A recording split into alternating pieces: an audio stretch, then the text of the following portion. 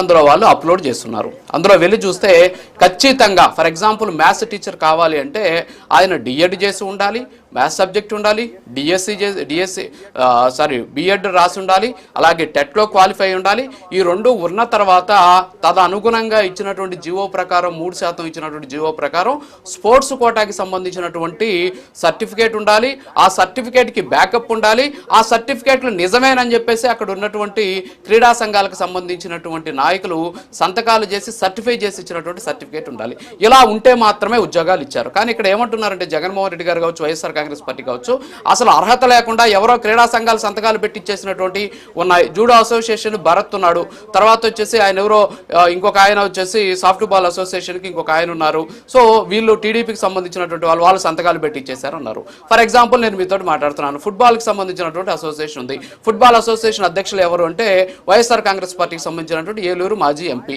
మరి ఆయన అధ్యక్షుడిగా ఉన్నటువంటి అసోసియేషన్ సెక్రటరీగా ఉన్నటువంటి ఇంకొక అతను కడప జిల్లాకు సంబంధించి గతంలో జగన్మోహన్ రెడ్డి గారి హయాంలో శాప్లో డైరెక్టర్గా పనిచేసిన ఆయన సర్టిఫికేట్ నిజమని చెప్పి సర్టిఫై చేసి ఇచ్చారు. సరే వీళ్ళు ఇచ్చిన సంతకాలు పెట్టేదో ఒక పేపర్లో రాసిస్తే ఉద్యోగాలు ఇవ్వలేదు. వాళ్ళు ఆడింది వాస్తవం, వాళ్ళు సాధించింది వాస్తవం, దానికి సంబంధించి బ్యాకప్ సర్టిఫికేట్లు ఉన్నాయి, అవి నిజమని చెప్పేసి అటు వైఎస్ఆర్ కాంగ్రెస్ పార్టీతో అనుబంధం ఉన్నటువంటి సంఘాలు సంతకాలు పెట్టించాయి, అలాగే టీడీపీకి సంబంధించినటువంటి వాళ్ళు ఉన్నారని చెప్పేసి. మన దరిద్రం ఏంటి అంటే స్పోర్ట్స్ సంఘాల్లో ఇలాంటి రాజకీయ నాయకులు ప్రమేయం ఉండడం. సో ఇది పెద్ద సమస్య. సో ఈ అవగాహన లేకుండా మాట్లాడే ఎంతవరకు కరెక్ట్ అంటారు?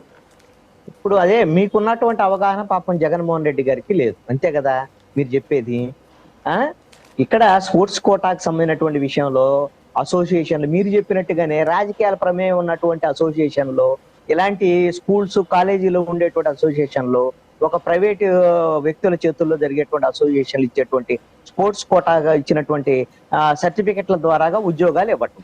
మీరు ఎంత సుదీర్ఘంగా చెప్పారు, వాళ్ళకి టెట్ ఉంటది, వాళ్ళకి క్వాలిఫికేషన్ ఉంటది, ఇవన్నీ ఉంటది. మరి వాళ్ళు డిఎస్సి రాశారా? డిఎస్సి రాయాల్సినటువంటి అవసరం లేదా? మరి రాయకుండా ఎలాగా ఉద్యోగాలు ఇస్తారు? డిఎస్సి రాయకుండా టీచర్ ఉద్యోగం ఇవ్వటం ఏంటి? ఇది తప్పు కదా.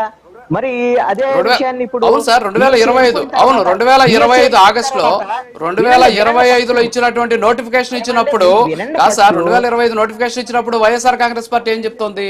అప్పుడు ఏం చేస్తుంది? అప్పుడు స్పోర్ట్స్ కోట డిఎస్సి రాకుండా ఎలా ఉద్యోగాలు ఇస్తారని చెప్పి ఎందుకు అడగలేదు? 3% అక్కడ వాళ్ళు స్పష్టంగా చెప్పినప్పుడు అప్పుడు ఎందుకు మాట్లాడలేదు? 1 ఇయర్ తర్వాత మాట్లాడండి. ఫస్ట్ మీరు యాజ్ ఏ మోడరేటర్ మీరు వినండి. ఫస్ట్ మీరు వినండి. ఫస్ట్ వైఎస్ఆర్ కాంగ్రెస్ పార్టీ అడగకపోతే రైట్ అయిపోయిందా?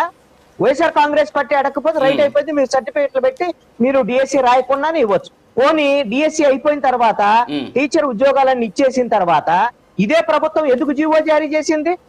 రానున్నటువంటి డిఎస్సిల్లో ఖచ్చితంగా డిఎస్సి రాస్తే మాత్రమే టీచర్ ఉద్యోగాలు ఇవ్వాలి అనేటువంటి విధంగా జీవో ఎందుకు జారీ చేసింది? దానికి మీరు సమాధానం చెప్పండి. మరి తప్ప రైటా? తప్పనే కదా వాళ్ళు జీవో జారీ చేసింది.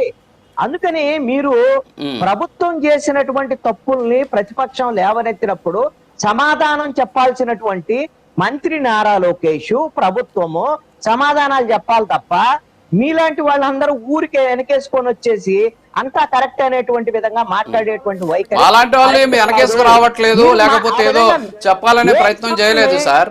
కాదు సార్, మీరు నన్ను అడుగుతున్నప్పుడు నేను ఆన్సర్ చేయాలి కదా. చెప్పండి, మీరు వెనకేసుకొని వస్తున్నారని మాట్లాడతారు, మాట్లాడమని చెప్పండి. మరి అధికారులు చెప్తున్నారు కదా, అధికారులు స్పష్టంగా ఆధారాలతో చూపిస్తున్నా కూడా అంగీకరించకపోతే ఇంకేం చేయాలి? దాంట్లో